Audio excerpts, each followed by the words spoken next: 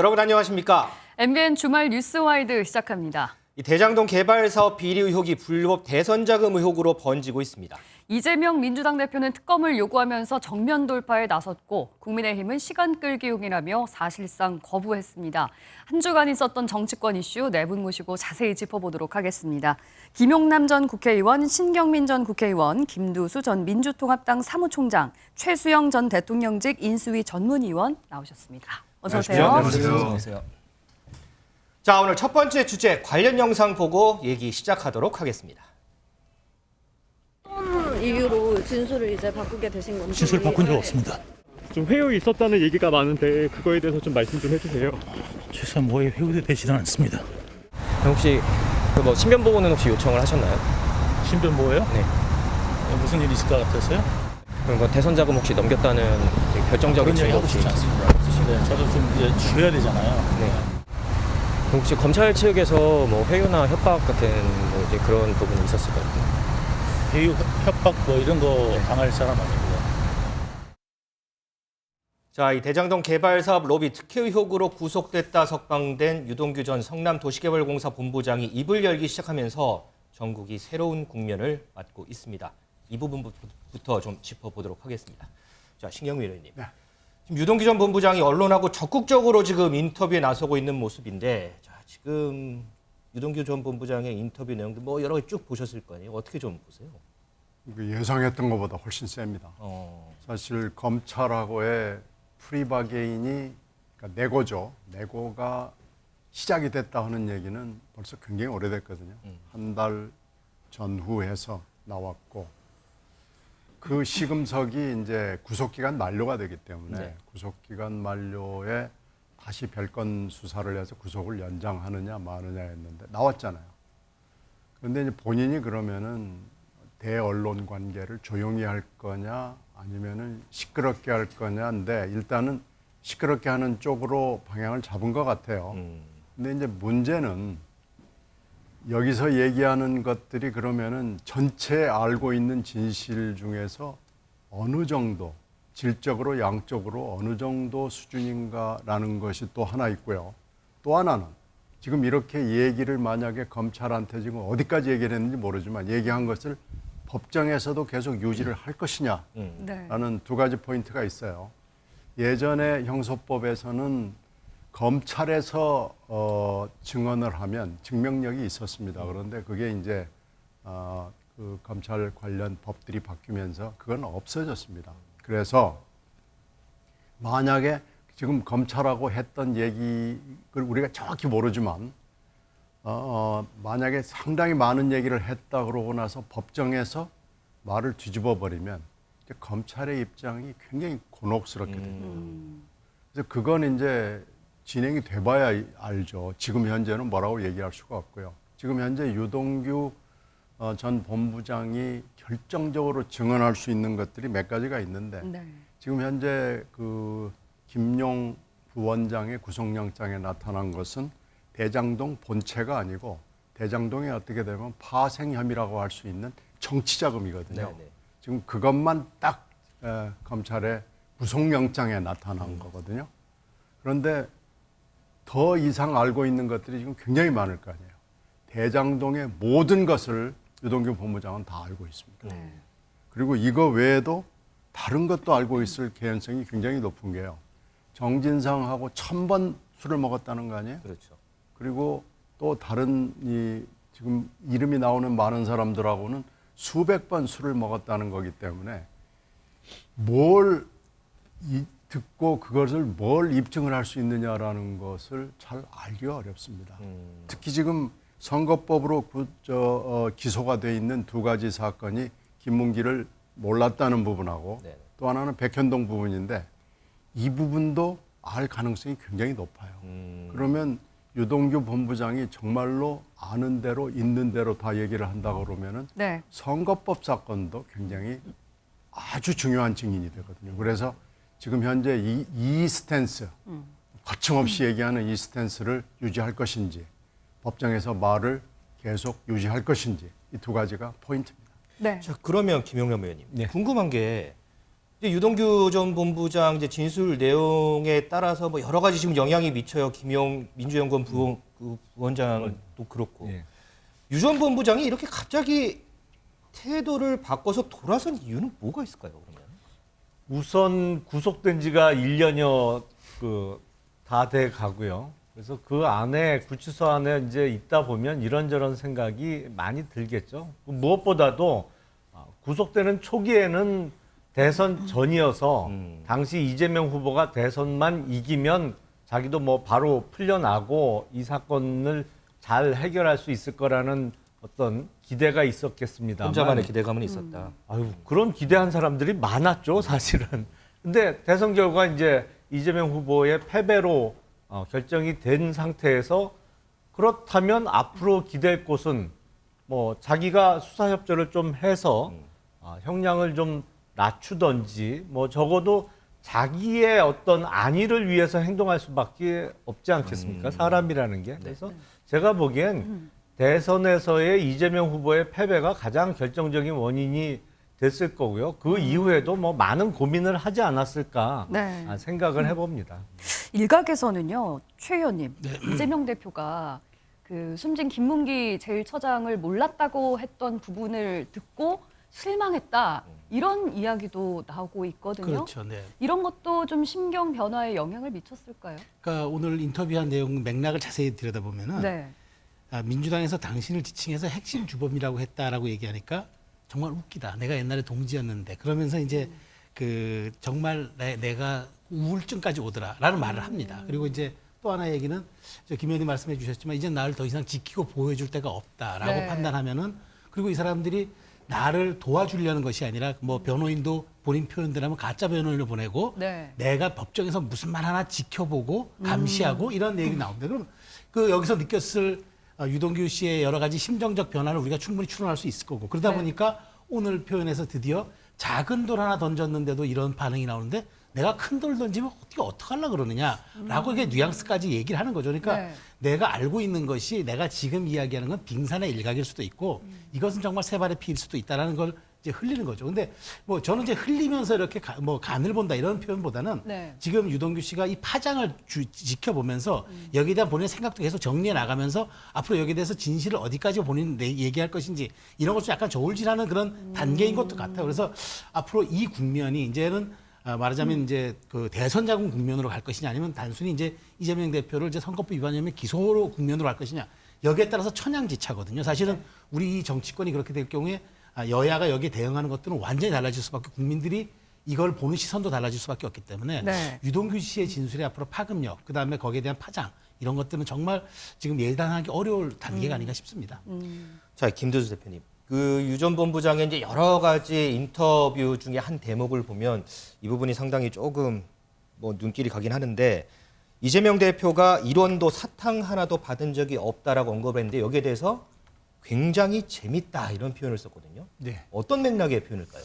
일단 뭐 직접적으로 이것을 바로 공격해서 자기가 직접 중계에 있다 이런 건 이야기한 건 아닌데 어쨌든 대선에 관련해서 본인이 김용 전 의원, 김용 그 대변 그 뭐라 그래 불러야 되나? 민주연구원 부원장이요. 네, 네. 부원장이라고 불러야 네. 되거든요. 김용 부원장에게 줬다 이렇게 이야기하는 영역을 유추해 보면 그런 이야기를 함으로 해서 이제 뭔가 자기가 알고 있는 것 같이 이야기하는 거죠. 근데 이제 문제는 뭐냐면 이 돈의 전달 과정이 좀 복잡합니다. 꽤 이렇게 요청하고 건너가고 한 단계인데 현재까지 밝혀진 거는 이제 김용 부원장에게 어느 정도 줬다라고 하는 이제 진술만 나와 있는 것 같고요. 네. 또 뭐 메모 정도 나와 있는 것 같은데 유동규 이 본부장 입장에서는 각자 도생의 본인 살 길을 찾기 위해서 본인이 할 수 있는 최대한의 예를 들면 검찰과의 뭔가의 어쨌든 거래를 했을 수도 있고요.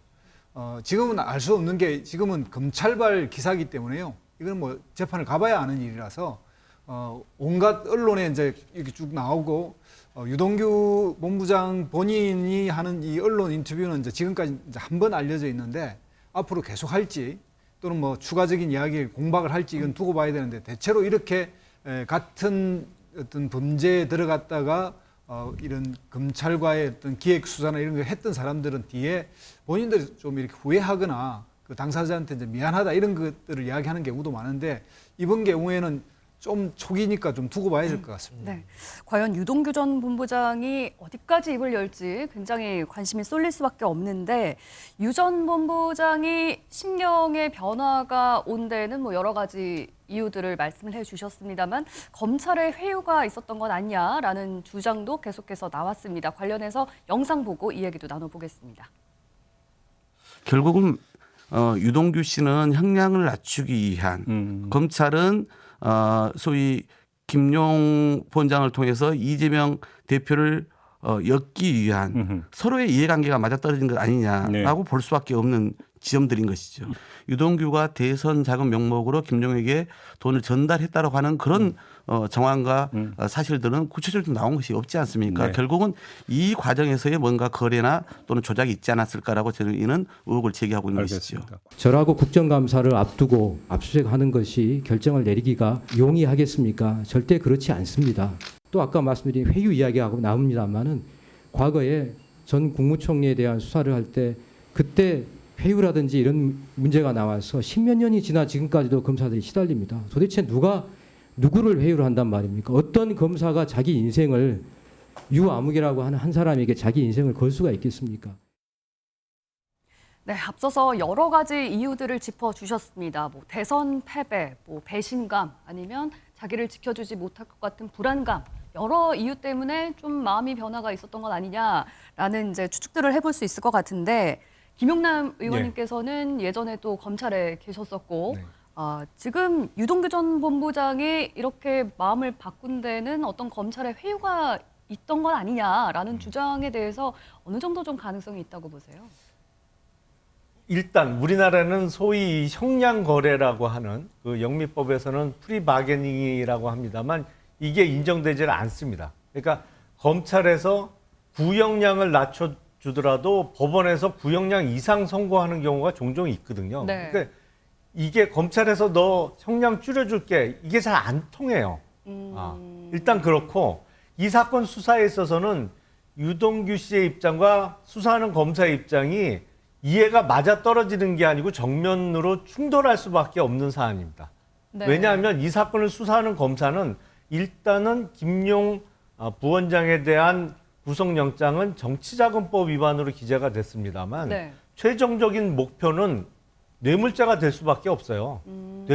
대장동 사업과 관련해서 인허가권을 갖고 있던 당시 성남시장 그리고 이게 나중에 돈을 받더라도 성남시장을 그만둔 이후에 받더라도 그건 사후수뢰죄가 될 수 있거든요. 결국엔 뇌물죄가 최종적인 그 수사의 목표가 될 수밖에 없는 사안인데 유동규 씨의 입장은 절대 그렇지 않거든요. 왜냐하면 정치자금 전달한 거하고 뇌물죄의 공범으로 그 처벌받는 거하고는 형량이 완전히 달라질 수밖에 없거든요. 그러니까 이 민주당에서는 형량을 낮추는 데 있어서 유동규 씨 그리고 수사협조를 받는 데 있어서 검찰의 이해가 부합할 수 있다라고 얘기합니다만 부합하기보다 오히려 충돌하는 사안입니다. 그러니까 유동규 씨가 진술을 이재명 대표에게 불리하게 하기 시작한다면 그건 본인이 나름대로 다른 고민, 예를 들어서 같이 그렇게 일도 하고 어울렸던 김문기 씨를 전혀 모른다고 하고 또 그 김문기 씨의 사망 이후에 뭐 조문이나 어떠한 그 절차도 진행되지 않는 걸 보면서 나도 저렇게 버려질 수 있겠구나 뭐 이런 뭐 고민을 했다든지 다른 이유는 모르겠습니다만 검찰하고 유동규 씨하고는 지금도 이해는 계속 충돌하고 있는 상황이다 이렇게 보입니다. 검찰의 회유가 통하지 않았을 것이다 이런 말씀을 주셨는데 유동규 전 본부장도 뭐 최소한 본인이 뭐에 회유될 사람은 아니다 이런 식으로 강하게 반박을 했습니다. 그런데 이 회유 얘기가 민주당 쪽에서 먼저 나왔었잖아요. 민주당에서 먼저 나온 게 아니고 검찰에서 먼저 나왔습니다. 정확하게 얘기를 그런가요? 서초동에서 먼저 나와서 여의도로 전파된 거고 지금 프리바게인을 검사 시절을 회상하시면서 김 의원께서 얘기를 하셨는데 프리바게인이라는 제도는 영미법의 제도고 우리나라에는 구형하고 선고하고 관계가 없는 것이기 때문에 제도로서는 존재하지 않지만 인지상정으로서 프리바게인은 검찰에서 횡행하는 관행입니다.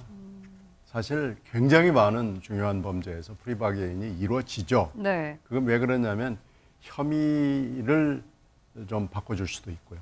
그 혐의 하나에 형량이 왔다 갔다 하기도 하고 또 주변 인물 수사, 또 별건 수사 뭐 이런 갖가지 아주 뭐 기묘한 방법을 검찰이 이미 다 알고 있기 때문에 여기서 이제 상당히 많은 프리바게인성 회유와 뭐 이렇게 밀착 관계가 있을 수는 있고요. 만약에 회유가 됐을 거라면 어떤 식의 좀 협상이 있었을 거라고 보시는 거예요? 거기 이제 회유도 회유지만 저는 배신감이 더 컸다고 생각합니다. 배신감은 이제 대선 패배에 따르면서 다른 사람들은 안 나타나고 유동규 씨가 핵심 네. 아주 책임을 져야 되는 굉장히 몇십 년을 감옥에서 살아야 되는 사람으로 지금 돼 있고 대장동 수사가 진행이 되고 있기 때문에 네.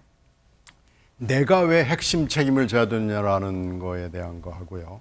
김문기 씨를 몰랐다 하는 부분은 그건 뭐 있을 거예요. 근데 그건 저는 그렇게 중요하다고 보지는 않습니다. 왜 그러냐면 그거보다는 변호사를 말하자면 이재명 대표의 측근들이 변호사를 선임을 해준 걸로 돼 있습니다. 근데 네. 이 사람들이 유동규라는 사람을 피의자를 위해서 또 지금 피고인이 된 거 아니겠어요? 피고인을 위해서 하는 게 아니고 도와주는 게 아니고 이게 좀 이상하다. 그러니까 지금 가짜 변호사라는 표현을 쓰잖아요. 네. 저는 여기에 핵심적 이유가 있다고 생각합니다. 유동규 전 본부장이 이런 얘기도 했거든요. 이세에게는 의리가 없다. 언론 인터뷰를 통해서 이런 얘기도 아마 했었어요. 이건 무슨 의미일까요? 그게 그러니까 자기한테 책임 있고 뭐 김문기 씨를 모른다고 했다 뭐 이런 것도 있지만은 네. 도대체 믿을 사람이 없다라는 거. 특히 가짜 변호사 일종의 어떻게 보면 정말로 자기를 못 믿는 거 뭐 이런 거에 대해서 굉장히 실망을 했고 그 내연 관계에 있는 여성도 수사를 받았잖아요.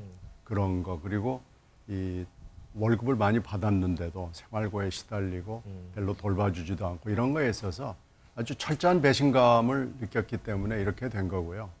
이 부분을 가지고 또 무슨 일이 벌어질지는 알 수가 없는 대목이죠. 그래서 저는 법정 증언까지는 일단 지켜봐야 네. 확실하게 알 수 있다 이렇게 생각합니다. 자, 그런데 이제 지금 보면요. 유동규 전 본부장뿐만 아니고 남욱 변호사 등등에서 이 대장동 핵심 인물들이 상당히 구체적으로 증언을 한다. 뭐 이런 보도들이 좀 있습니다. 관련된 영상 좀 보고 오겠습니다. 그분이 이재명 지사가 아니라는 말씀이 좀 바뀌신 것 같은데 어떤 취지로 이유가? 아닙니다. 바뀐 게 아니고 오해들 하신 거고 저는 그렇게 말씀드린 적 없습니다. 이 지사가 아니었다고 알고 계셨다는 네, 건가요? 그렇습니다. 50억이 두 분한테 처음부터 저는 알고 있었습니다. 남욱은 왜 진술을 바꿨을까요? 자유로운 상태에서 언론사와 인터뷰했던 내용 12년간 트라이를 해봤는데 그 표정도 재밌지 않습니까? 트라이를 12년간 해봤는데 CR도 안 먹히더라. 이렇게 얘기한 사람이 1년 지난 다음에 그 이전에 돈을 몇 억을 저를 위해서 줬다. 대선 자금으로 줬다. 그게 상식적으로 말이 되는 소리입니까? 자, 최승현 의원님. 네. 지금 이재명 대표도 뭐 얘기는 했지만 남욱 변호사가 이전과 지금 또 내용이 달라요. 그 이유가 우리가 지금까지 얘기했던 유동규 본부장의 진술을 바꾼 그 이유하고 같다고 보시나요? 아니면 다른 게 좀 있을까요? 우리 사회 그 속담은 아니지만 비슷한 경구가 이런 말이 있죠. 서는 곳이 달라지면 보이는 풍경이 달라진다. 그러니까 서는 위치가 달라진 건 분명한 것 같고요. 그간에 벌써 세월이 이제 1년이 지났습니다. 이게 지금 뭐 구체적으로 돈이 오간 유동규 씨에게 돈이 오간 거는 지난 4월에서 7월이라고 하지만 대장동 사건이 불거진 건 9월 아닙니까? 그러면서 이제 저때 남욱 변호사가 했던 게 작년 미국에서 갔다 오면서 10월에 했던 이야기인데 그 당시에는 대선 국면이 어떻게 진행될지도 몰랐고 본인의 진술에 따라서 이 사안의 파급력 효과가 어마어마했을 수도 있기 때문에 네. 당시에는 분명히 아니라고 했겠죠. 그러나 시간이 이제 1년 가까이 흐르면서 여러 가지 법적인 절차도 진행되고 있고 새로운 증거 보강도 이루어지고 자기만 또 진술을 안 했다 할지라도 다른 사람의 진술들의 여파가 또 어떻게 작용할지도 모르고 네. 이런 여러 가지가 있는 상황에서 본인이 지난 작년에 1년 전에 했던 진술을 그대로 가져간다?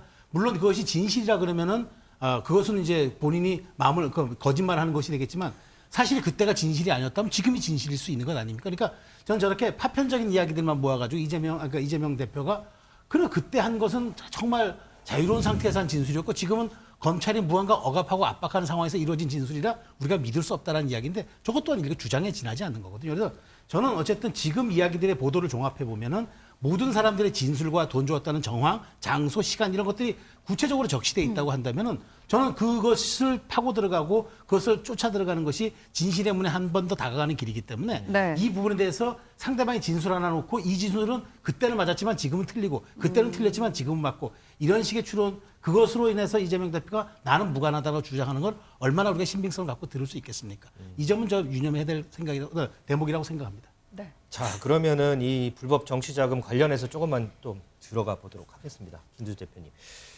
김용 민주연구원 부원장이 이제 불법 정치자금 건네받은 혐의로 이제 구속이 됐어요. 법원이 긴급 체포 압수수색 영장 발부한 데 이어서 구속까지 한 걸 보면 정황이 상당히 좀 드러났다. 뭐 여러 가지 정황들이 좀 구체적으로 입증이 됐다. 이렇게 뭐 본 걸로 봐야 되겠죠. 일단 뭐 검찰에서 진술하고 또 여기에 관련된 남욱이나 기타 사람들의 진술 뭐 또 언론 보도를 보면 뭐 메모가 좀 있었다 뭐 이런 이야기까지 하는 걸 보면 상당히 검찰에서 충분히 이제 그 일종의 소명을 하긴 한 것 같습니다. 구속이 될 수 있는 정도에. 결국 그런데 문제는 뭐냐면 이제 이 검찰이 1년 동안 한 결과가 결국은 최종적으로는 이제 이재명 후보 쪽으로 초점을 맞추고 가고 있는 건데 그런 측면을 본다면 이재명 지금 대표의 제1제는 대선에 패배한 거죠. 대선을 패배하고 나니까 이게 모든 것이 이제 다 진술도 바뀌고 다 바뀌고 있는 거고 두 번째로는 민주당 당대표에 출마한 거죠. 윤석열 대통령과 협치 관계가 성립이 되지 않는 거죠. 그리고 세 번째 제가 볼 때 문제는 대선 때 이야기했을 때처럼 그대로 특검을 해야 되는데 이게 이제 검찰 손에 맡겨져 있다 보니까 지금은 이제 검찰의 신뢰의 문제를 충분히 야당이 민주당에서는 문제 제기할 수 있게 됐고요. 이재명 그 당시 대선 후보 때부터 특검을 하자라고 분명하게 이야기하고 그 이후에 일관되게 계속 특검을 해야 주장하고 또 그걸 관찰하려고 노력해야 되는데 이제 지금에서 이제 특검을 요구하니까 뭐 그게 유일한 길이라고 봅니다만 여당은 또 응하지 않으니까 이게 또 정쟁으로 가는데 검찰의 저는 신뢰가 무너진 이상은 특검 말고는 이것을 정확한 진실 규명의 길이 있는가 이런 생각이 듭니다. 쭉 많은 얘기를 해주셨는데 특검 얘기는 저희가 잠시 뒤에 또 좀 자세히 짚어보기로 하고요.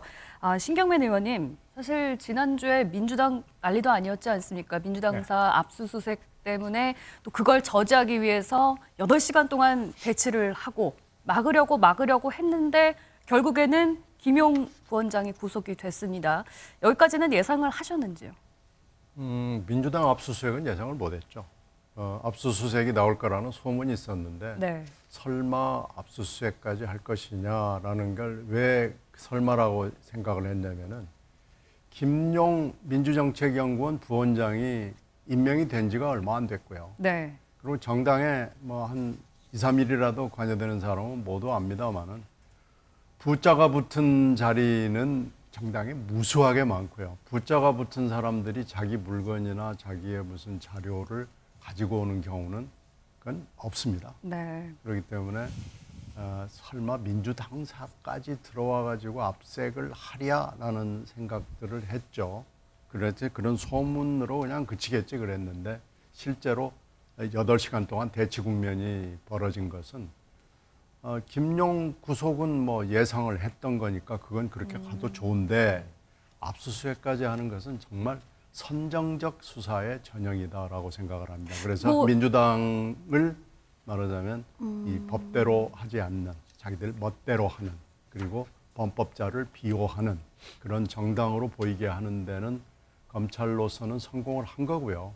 바로 그 다음 날이 대검의 국감이 있었던 날이고요. 예정됐던 날이죠. 그런 거 저는 그 전날은 또 서욱 전 국방부 장관 압색이 있었는데 그날은 또 서울 고검 국감이 있었던 날이에요. 그러니까 검찰의 수사가 거침이 없다. 정말 검찰의 수사는 모든 정치적인 고려는 없다라는 것이 지금 여러 번 입증이 됐고요. 특히 특수부 검사들은 검찰 안에 여러 가지 자기들 전공에 따라서 6, 7개 종류의 전공이 있습니다. 근데 특수부 검사는 공안부 검사보다도 사실 여론이나 국회나 정당의 내부에 대해서 굉장히 신경을 많이 쓰는 부서고 정치적 감각이나 후각이 발달되어 있는 집단이거든요. 네. 근데 저렇게 거침없이 가는 그런 수사를 하는 것은 그건 뭐 뒷배가 굉장히 든든하다는 얘기입니다. 김용남 의원님께서도 하실 말씀 있으실 것 같은데 민주당에서는 이거 너무 정치적인 탄압 아니냐, 정치 보복 아니냐 이런 식으로 비판하고 있거든요. 정확하게 말씀드리면 민주당사를 압수수색하려고 했던 게 아니고 김용 민주연구원 부원장의 사무실을 압수수색하려고 했던 거죠.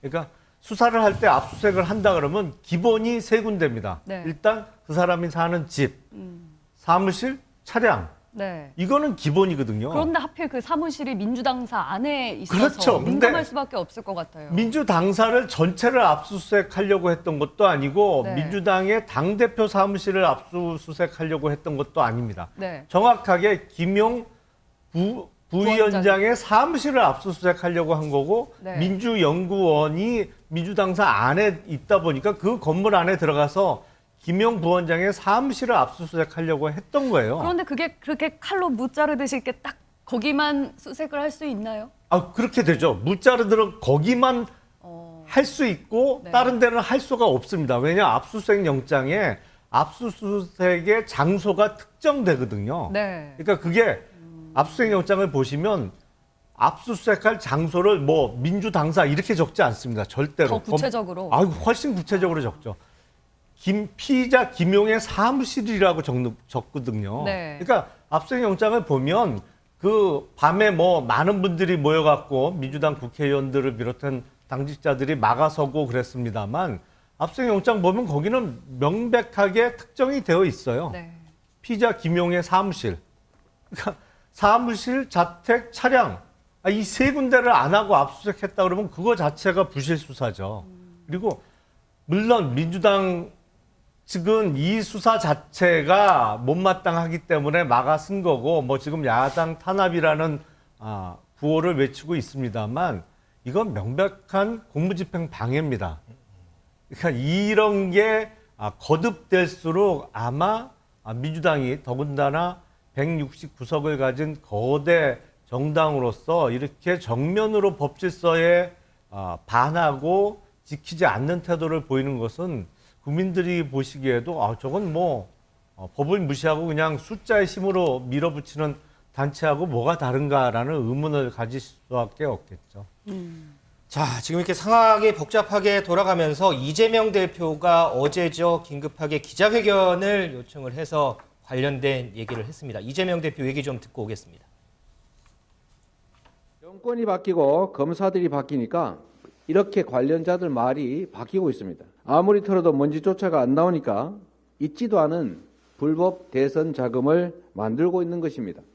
저는 불법 대선 자금은커녕 이 사탕 한 개 받은 게 없습니다. 대통령과 여당에 공식적으로 요청합니다. 화천대유 대장동 개발과 관련된 특검을 즉시 수용하십시오. 특검은 지금까지 제기된 모든 의혹들을 총망라해야 합니다. 그래서 김만배 씨가 저를 뭐 공산당 XX 할 X 이렇게 막 욕했다고 하잖아요. 근데 그 사람들이 그렇게 저를 원망을 하고 욕하고 그랬는데 이제 그 사람 다 끝났잖아요. 근데 저한테 왜 돈을 줍니까? 그 미워했던 사람을? 더 이상 뭐 관계도 없는 사람한테 그 원망하던 사람을 위해서 돈을 뭐 6억 8억 줬다. 이게 말이 되는 소리입니까, 말이? 네? 최수영 의원님. 네. 이재명 대표가 이제 지난 대선 과정에서 이 대장동 관련해서 처음 얘기 나왔을 때 이제 특검 네. 얘기도 나왔어요. 그때는 이거 시간 끌기용이다 이런 비판을 했었거든요. 네. 그러고서 이제 시간이 지나서 보셨지만 이제 이재명 대표 직접 특검을 주장을 하고 있어요. 어떻게 보세요? 왜 이런 입장이 또 바뀌었어요? 그러니까 지난 그 대선 때를 잘 또 기억해 보시면 처음에 특검 얘기 나오니까 그때 특검 얘기 안 하다가 11월 달 본인의 지지율이 출렁거리니까 대선 4개월, 3개월 정도를 앞두고 특검 수용하자고 또 역제안을 합니다. 네. 그래서 결국 특검 성사되지 못했어요. 지금 사실 검찰 수사가 새 정부도 이게 계속 이어져 온 수사란 말이죠. 다만 그 사이에 정권이 바뀌었다는 것뿐이지 이 사안의 실체는 변한 게 없습니다. 그런데 네. 이제 수사 결과가 지금 정점으로 치닫고 있는 상황에서 마라톤으로 치면은 30km 구간을 돌파해서 이제 40.195를 향해 가는 입장에서 다시 모든 것이 잘못됐으니까 출발선부터 다시 짜가지고 우리 장소도 새로 짜고 출발도 새로 하자. 이거는 전형적인 물타기죠. 그러니까 저는 지금 드러난 검찰의 그 지금 수사 방향과 증거 앞에서 반박하거나 아니면 해명하거나 아니면 그것이 아니라고 명확하게 입증하거나 이런 것들이 남았는데 지금 모든 것을 되돌리고 우리가 유리한 지역에서 민주당이 야당의 의석이 많으니까 특검을 얘기할 때 특검법이 통과될지 여부는 차치하더라도 특검 추천을 2명을 야당이 대통령이 소속한 정당에서 할 수 없도록 하는 규정을 이용해서 둘 다 민주당이 할 수 있어요. 네. 그렇다면 이 둘 중에 하나는 무언가 야당에 유리한 쪽으로 갈 수 있는, 물론 특검이 중립을 지켜야 하겠지만 그럴 개연성이 있는 사안에서 그 카드를 던졌단 말이죠. 그것은 제가 보기에 이것은 여기에 실체적 진실을 밝히자기보다는 일단 이 국면을 벗어나고 이 국면에 대한 논점을 좀 흐리고 그다음에 여기에다 물을 좀 섞어서 희석시킨 다음에 우리만 잘못이냐? 니들은 한번 털어보자 식의 이런 이야기들이기 때문에 책임성을 가질 수 없는 얘기고 오히려 지금 민생하자 그러면은 이 사건을 조기 종결해가지고 다른 국면으로 가게끔 만들어야지 새로운 국면에서 처음부터 다시 출발하자 온당한 이야기인지 아마 판단하기가 좀 쉽지 않을 겁니다. 자, 그리고 또 한 가지 김대수 대표님. 이재명 대표가 특검을 얘기를 하면서 과거 윤석열 대통령이 과거 검사 시절 수사했던 부산저축은행 이 사건까지 같이 하자고 했거든요. 네. 이 부분은 어떻게 좀 보세요? 일단 이게 이제 대선 때 상당히 뜨거운 쟁점이 됐었는데 이게 이제 대장동에 들어가는 초기 비용의 출발 이게 이제 부산저축은행 때였고 그 부산저축은행 때 이 돈을 빌려준 사람들 이게 처벌이 안 됐고 또 그 사람 중에 유일하게 처벌 안 되고 풀려 나올 때 당시 수사 책임자가 윤석열 현 대통령이었다는 겁니다. 이제 이 문제를 포함해야 이 대장동의 시작과 이 대장동의 이익을 얻어가는 사람들이 변화 과정 이런 것들을 알 수 있기 때문에 여기에 이제 관련돼서 나중에 이제 박영수 특검이라든지 그 뒤에 이제 이 뭐 50억 클럽의 이야기들이 이제 이게 연동돼 있기 때문에 민주당 입장에서는 이 근원적으로 이 대장동 문제에서 저기 당대표에 둘러싸고 있는 이 사안에 대해서는 이걸 철저하게 이제 근본적으로 해치지 않으면 이게 이제 말이 막 파생되니까요. 그래서 이제 대통령과 관련돼 있고 지금 요 이재명 대표까지 관련돼 있는 모두를 다 이번 기회에 밝히자 이런 뜻입니다. 네. 이재명 대표가 어제 긴급 기자회견을 하고 30분 뒤에 국민의힘에서도 맞불 기자회견을 했습니다. 관련해서 영상으로 먼저 보고 오시죠. 수사가 제대로 되지 않을 때는 이런저런 이유로 특검을 피하다가 이제 정권이 바뀌어서 수사를 제대로 하기 시작하니까 특검 주장을 하고 있습니다. 의도적인 시간 끌기, 물타기, 수사 지연의 다름이 아닙니다. 네. 시간 끌기용이 아니냐 받아들일 수 없다는 이제 입장을 보였는데 특검에 대해서 이재명 대표 입장에서는 검찰 수사가 오히려 더 지금 시간이 끄는 거 아니냐. 이거 지금까지 1년 넘게 밝혀진 게 하나도 없지 않느냐라는 입장이잖아요. 밝혀지고 있죠. 밝혀지고 있는 게 없는 건 아니고 지금 밝혀지고 있고 수사의 속도를 내기 시작했습니다. 물론 시간 끌기도 맞아요. 특검 제안 자체가. 네. 특검을 하게 되면 특검 법안 준비하고 통과시키고 또 특검 사무실 꾸리고 특검 뽑아야 되고 뭐 하느냐고 한두 달이 그냥 지나가잖아요. 그러니까 일단 특검을 하자고 하는 것은 특검을 통해서 이 수사의 맥을 좀 끊어놓자는 이유도 있을 거고 그거보다 더 이 이재명 대표의 특검 주장이 명백히 잘못된 것이 아무리 거대 야당의 대표입니다만 이재명 대표는 누가 봐도 심각한 범죄 혐의를 받고 있는 사람입니다. 네. 근데 범죄 혐의를 받고 있는 사람이 자기에 대한 수사를 누가 할지를 자기가 결정하자. 이게 논리적으로 모순 아닌가요? 결국엔 야당 추천목, 거기에 뭐 여당 추천목을 넣어줄지는 모르겠습니다만 적어도 특검 후보의 일부 내지는 전부를 야당이 추천하는 법안이 될 텐데 네. 지금 야당 대표가 이재명 대표고 이재명 대표를 향한 수사에 있어서 자기를 수사할 사람을 내가 뽑겠다? 이 논리잖아요. 이걸 수긍할 수 있는 국민들이 얼마나 많이 계시겠습니까? 네. 민주당에서는 만약에 국민의힘이 특검을 거부하면 민주당 단독의 힘으로라도 밀어붙이겠다. 이제 이런 입장을 보였는데 사실 이게 가능하지 못하다라는 얘기들이 있거든요. 가능하지 않죠. 그러면 왜 특검을 밀고 계시는 건가요? 글쎄 뭐 가만히 있을 수는 없으니까. 뭐라도 해야겠다. 뭐라도 하는. 근데 어저께 그 회견에 대해서 당내에서 다 박수치고 그러는 건 아닙니다. 좀 회견을 그렇게 11시에 갑자기 통지를 해가지고 잡았으면 뭔가 좀 분명한 얘기와 메시지를 담았어야 되는데 네. 그건 없고 특검 얘기만 쭉 하다가 끝나고 그 특검도 받을 가능성이 현재로서는 뭐 전무하다고 볼 수 있죠. 그래서 좀 실망하는 목소리들이 내부적으로 당내에 있죠. 그래서 이건 뭐 어떻게 해도 이 특검은 가능해 보이지가 않아요. 그래서 이건 아마 뭐 하루 이틀 거리로 끝나는 아주 수명이 짧은 얘기로 끝날 것으로 판단됩니다. 어쨌든 지금 뭐 전반기하고 바뀐 게 법사위원장도 국민의힘 소속이고 또 대통령 그렇죠. 거부권이라는 것도 살아있잖아요. 그렇죠. 지금 아무리 169명 그리고 뭐 무소속 의원들 포함해도 175명 정도 선이거든요. 그러니까 어떻게 그리고 내부적으로 또 이거 무조건 해야 된다라는 이런 분위기도 아니죠. 다만 지금 수사가 막 산발적으로 동시적으로 진행이 되다가 보니까 동해 사건, 서해 사건 뭐 해서 이 전 정권에 대한 수사하고 지금 이재명 대표에 대한 수사가 막 뒤섞여져 가지고 네. 이게 지금 뭐가 선이고 뭐가 후인지 뭐 잘 모르겠어요. 그래서 정권 탄압이라는 얘기를 입에 담는 의원들이 뭐에 대해서 지금 반대를 하는 것인지 탄압이라고 주장을 하는 것인지 좀 이게 섞여가지고 좀 헷갈립니다. 네. 이걸 윤석열 대통령실이 원하는 것인지 그건 잘 모르겠어요.